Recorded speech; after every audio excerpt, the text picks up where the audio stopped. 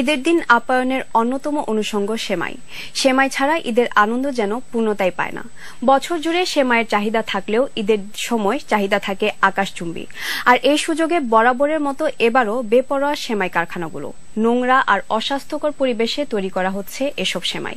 মেশানো হচ্ছে অনেক ধরনের কেমিক্যাল। ভিন্ন ভিন্ন নামে প্যাকেটজাত করে বিক্রি করা এসব পণ্যের নেই বিএসটিআই এর অনুমোদন। আলমগীর হোসেনের ক্যামেরায় শাওনাল রাজি রিপোর্ট।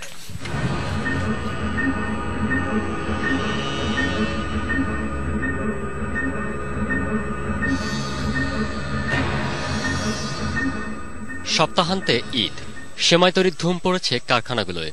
নোংরা আর অস্বাস্থ্যকর পরিবেশে তৈরি হচ্ছে বাঙালির ঈদের সেমাই।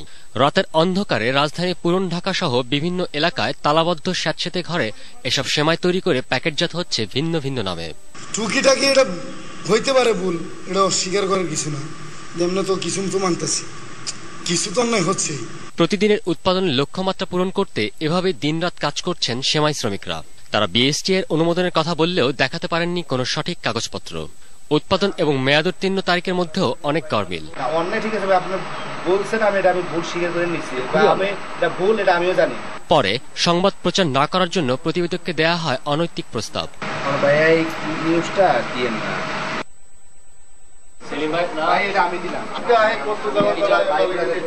এদিকে ভ্রাম্যমাণ আদালতের নিষেধাজ্ঞার পরেও কেরানীগঞ্জের একটি কারখানায় গোপনে চলছিল ভেজাল সেমাই তৈরি। ২১-এর ক্যামেরার উপস্থিতি টের পেয়েই পালিয়ে যায় কারিগররা।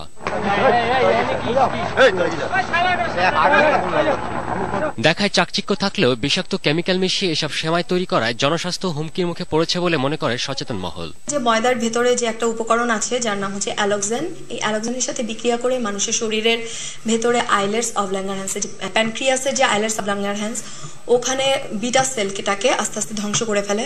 তো এই ধ্বংস করার কারণেই দেখা যায় যে মানুষের ডায়াবেটিস মেলাইটাস নামক রোগের উৎপত্তি হয়।